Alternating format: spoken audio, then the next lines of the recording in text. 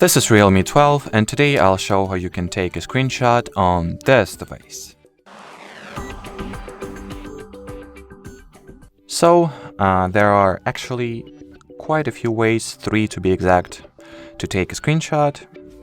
So let me show you all of them. To begin, the most universal and at least intuitively known method to capture a screenshot is to simultaneously press the volume down and power buttons, and as you can see, the screenshot gets captured. Another method is to make the following gesture, the 3-finger down swipe, and the screenshot will also be taken this way. And the third method is to open the control panel. Here, let's see if we have this icon. Yep, here it is. Tap on it, and well, it will also snap a screenshot here.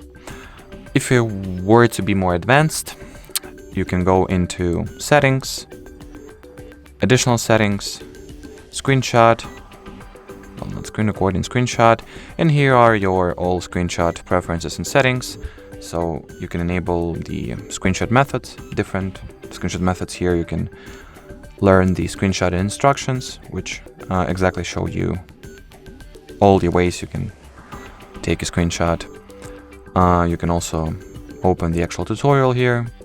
You can enable or disable all of those options and, well, change the preview window location. In order to find the screenshots that you took, simply open whatever gallery, explorer, or gallery app you prefer to use. On this phone, I would assume you'll get the Google Photos, yep, or Photos, whatever. I mean, either of those 2 apps works fine. Let's go with the REALME app. And here, just open the album section and all your screenshots will be saved to the separate screenshots folder, which is a very convenient thing to have. So, as far as this simple video goes, that'll be it, guys. If you have any questions left, do not hesitate to leave them in the comment section below. But as for now, thanks for watching and bye-bye.